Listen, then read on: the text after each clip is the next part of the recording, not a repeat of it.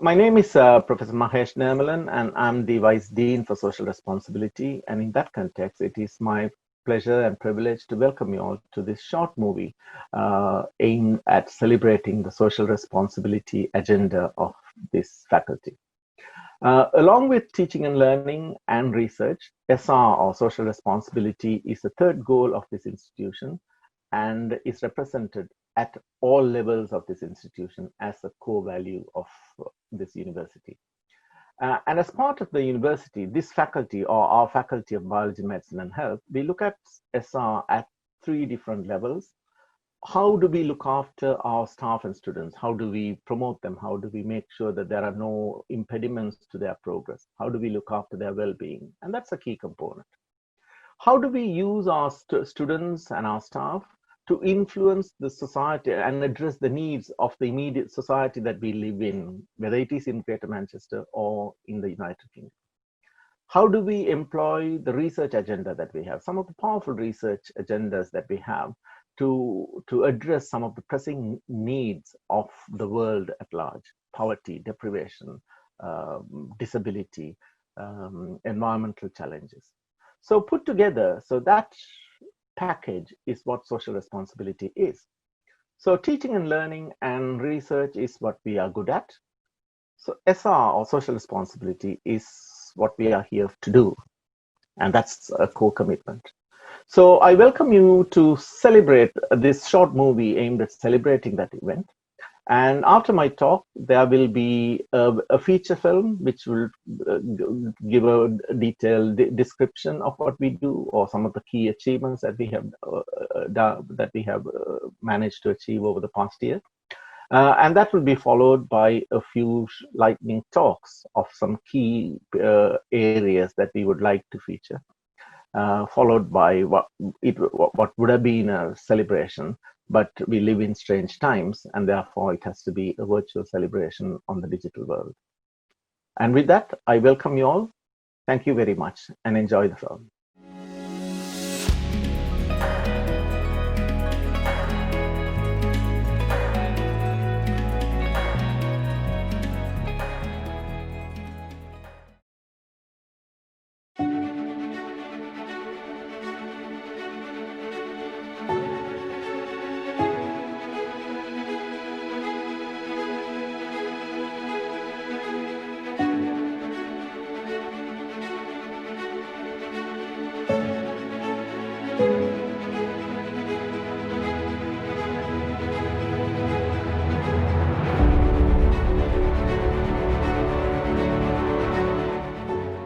To have the opportunity to go out into the actual community, I think this was really good to see the people that you will be serving. Service learning is a teaching and learning approach that integrates community service with academic studies to enrich learning, to teach civic responsibilities and strengthen communities.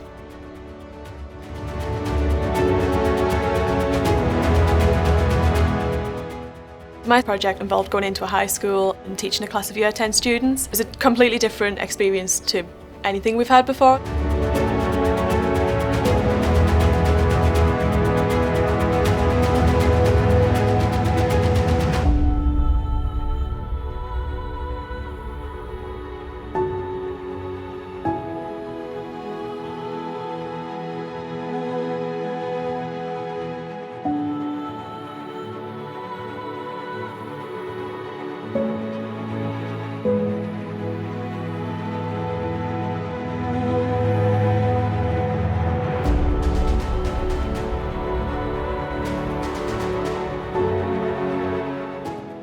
The university has a large team of people working on very similar problems, and the challenge was then to say, okay, we've got this knowledge, we've acquired this knowledge, can we apply it somewhere else?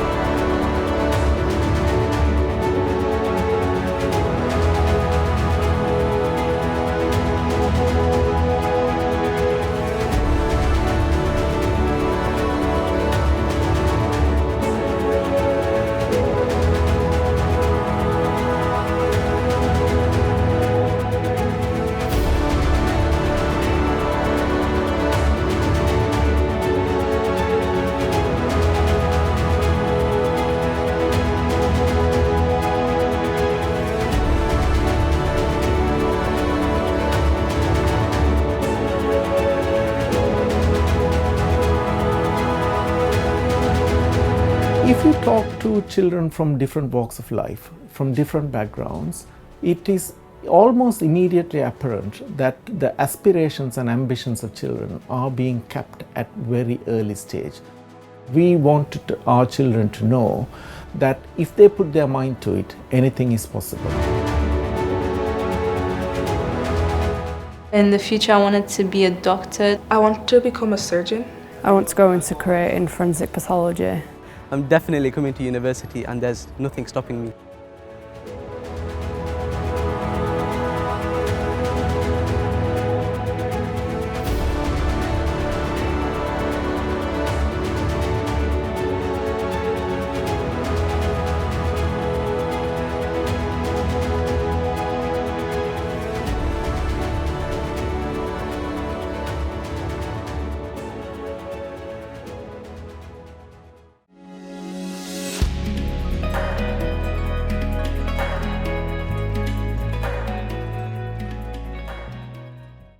Hello, my name is Maggie Fostier and I'm really pleased to share with you the story of our project, which consists of reducing plastics in labs using the 6R approach. I am one of the authors of this project, Maggie Fostier, with Ruth Grady, but this project has involved a team of about 30 people. The way it started is actually that both Ruth and I run first-year practical classes with 600 students, and you can imagine the plastic waste this generates. And actually students in 2017 started mentioning this and being concerned about this. So we thought about it, and we thought that actually there was probably ways to reduce the plastic. We started officially in November 2018. We placed a bid, and we gained some funding from FBMH to improve social responsibility within the curriculum. We wanted to involve students in this project. We actually gained 2 rounds of funding as well, one in 2019. The team was big. There were Ruth and I, the academics, but we also had all the teaching labs technicians to help us. We had some postgraduate GTAs, graduate teaching assistants, to help us, and we involved quite a lot of undergraduate students. Together, we developed the 6R approach, which I'm going to show you in a second. This was based initially on reviewing 3 practicals. We developed a savings quantification template, some logos and communication strategies for students and staff. All the logos today that you can see have been developed by an undergraduate student. And we developed later a standard operating procedure for practicals. Here is the 6R approach. We can refine our protocols and optimize waste management. We can't recycle much, sadly, of the plastic in the labs because it is contaminated right now, but we can use recycled materials where possible. We can replace some of the plastic by glass, paper, or wood. We can refill our plastic containers. We can reuse a lot of plastic containers and gloves as well in the lab. And obviously, we are trying to think of ways to reduce plastic in the first place. Impact. We've reviewed 12 practicals so far, many more to go. And with those 12 practicals, we've saved 37,000 items per year. It actually also has a cost saving associated to it, which is always good. Compliance has been very good, and the support is great. A bit more details. 37 items a year, that means actually 2 to 31 items per student, and that depends on the practical. But when you have classes of 650 students, any saving counts. 2 items is already 1,300. Sorry, 2 items per student is 1,300. We have had no glass breakage, I'm pleased to report, and we are trying to develop some more videos on how to reuse gloves, for example. The support of the Year 1 students has been fantastic. 97% of them support the initiative, and the staff also wants it. And we've got the MADA award, so we are very pleased and want to disseminate this further. The goals now. Well, all academics in FBMH will be asked to review their practicals, COVID permitting. We want to disseminate this standing operating procedure now outside of this university. We also want to transform this standard operating procedure into a research procedure to reach the research labs. The challenges are very different. We want to develop a sustainable system to share best practice and keep improving both SOAPs within and outside the University of Manchester. We want to estimate our savings. Quantification is very important. And we want to keep on developing a communication strategies and ways to incentivize staff and students to apply and comply. And finally, there is a new system to help making the labs greener, and we want to integrate our soap with it. Thank you for your attention, and please come and help us. I have another slide to show your emails. If you want to help, here you go. Please come and help us.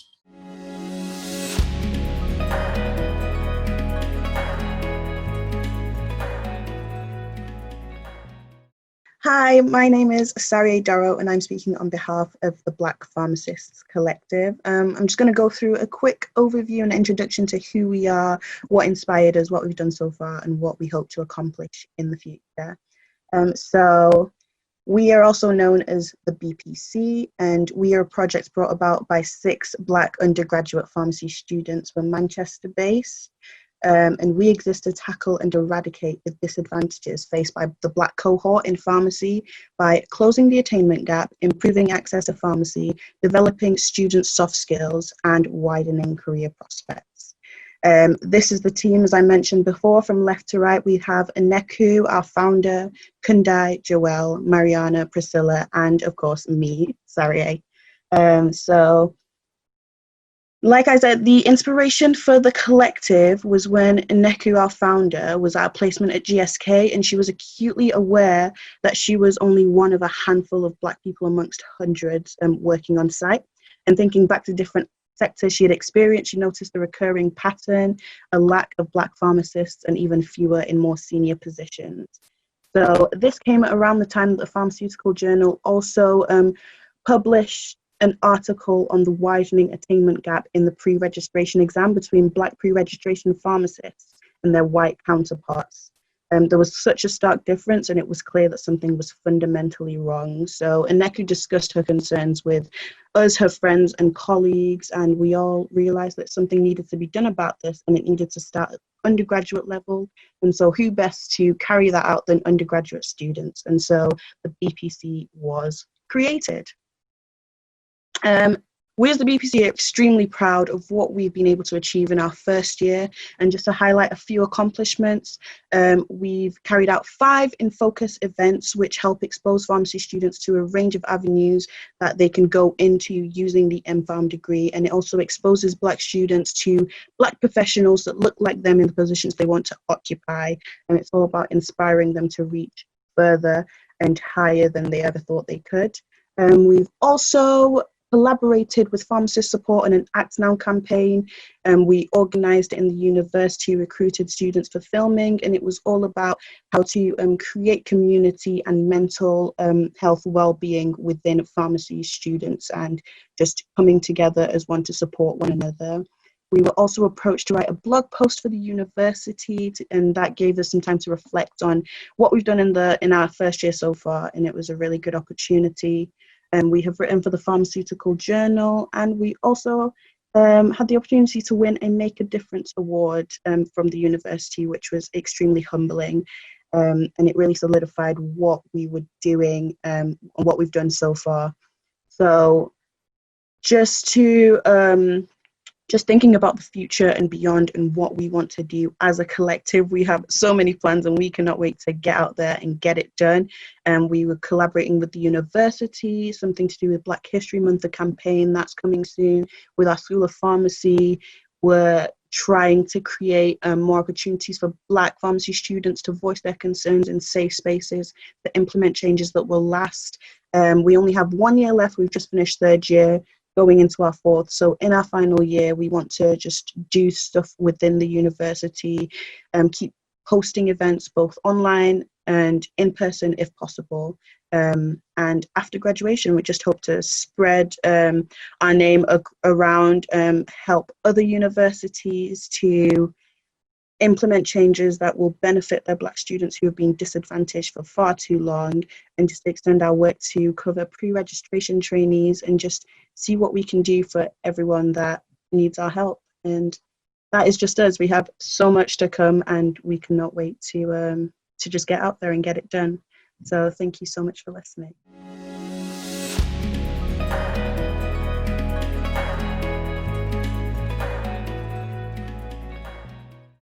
Hello everybody, my name's Rachel Lindley. I'm a GP and I'm a senior lecturer in the medical school in community-based medical education, and I'm going to talk to you today about the project which I'm here representing, called the Student Doctors Outreach Project.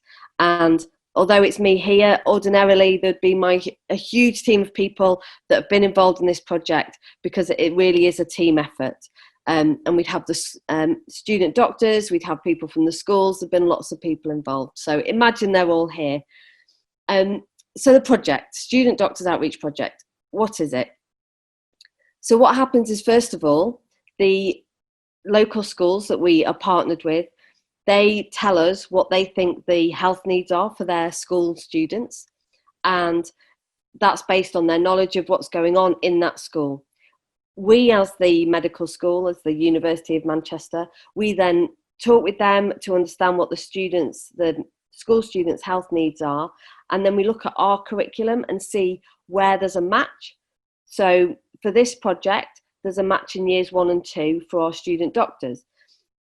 So what we try and do is we partner up with what the school's needs are, and we balance that with what our student doctors' needs are, and we try and create an activity which meets all their essential learning needs.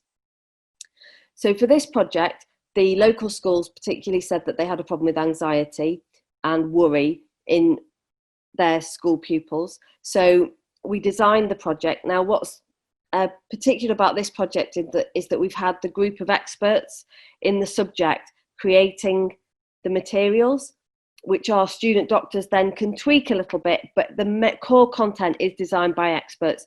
And although our student doctors are fantastic and they're really enthusiastic, we need to accept that, you know, these are not their areas of expertise, and it gives them something that they can then build on.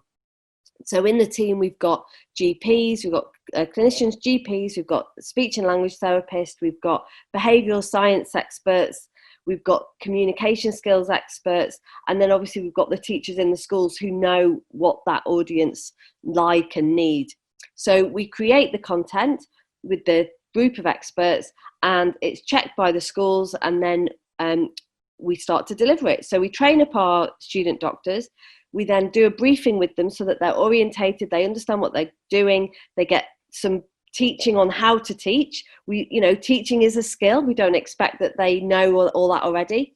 They go into the schools, deliver the session, come out, we debrief them, we pick up any extra learning that they can take away from it, make sure they're happy, and do the evaluation, and then we carry on. So this is essentially called service learning, which is what you can see on the screen. And this is one definition of it. There are many of them. And in the image, you can see a group of us as the staff, and also some of our student doctors that went to Flixton Girls' School. They're looking a bit nervous because they were a bit nervous, and it is nerve-wracking, but they did really brilliantly. So this is service learning, and it's trying to balance the needs of all parties. It's not like volunteering where you just give service, and it's not like apprenticeship, which is mostly learning. It's somewhere in the middle, so everyone gets something out of it.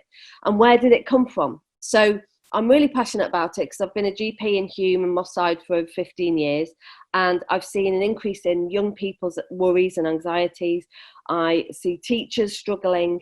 I know that our student doctors also are having more anxiety about things, and we thought this could be a great way to help give everybody new skills and confidence in helping to relax. So essentially that's our project. We've had 37 student doctors going out to a number of schools in the area, and they're mostly our schools that are partnered with for widening participation as well. So there's elements of role modelling in the project. And we've delivered it to over 300 school students. The plan was for another 700 to be delivered, 700 pupil sessions to be delivered, but unfortunately COVID got in the way. But we're going to carry on next year, and we've got other sessions like healthy eating and activity designed and planned for those schools. Thank you very much for listening. Cheers. I'm Hema Radhakrishnan, Associate Dean for Social Responsibility in FBMH, and I would like to thank all the speakers for their contribution to this film. It's heartening to see the wide range of activity that's taken place in the faculty, from the way we've pulled together to respond to the pandemic, to the changes we're making in day-to-day activities, either to reduce plastics in labs or provide service learning so that our students can help local communities whilst learning essential clinical skills. Widening participation activities which have helped students aspire for excellence, and staff and students working together to close the attainment gap. These are just a few examples of the vast range of activities that we do as a faculty. As we said at the start of the film, social responsibility is one of the 3 pillars for the university, and it shows what we're good for. We've just seen some examples of this despite the strange circumstances that we're all living in. All this is only possible through the utmost dedication and selfless work from our staff and students. I would like to thank everyone who's been involved in the social responsibility work in faculty. Last, but by no means least, I would like to thank my hardworking colleagues in the social responsibility team in FBMH who have made all of this possible. I'm looking forward to another excellent year of social responsibility initiatives in FBMH. Thank you.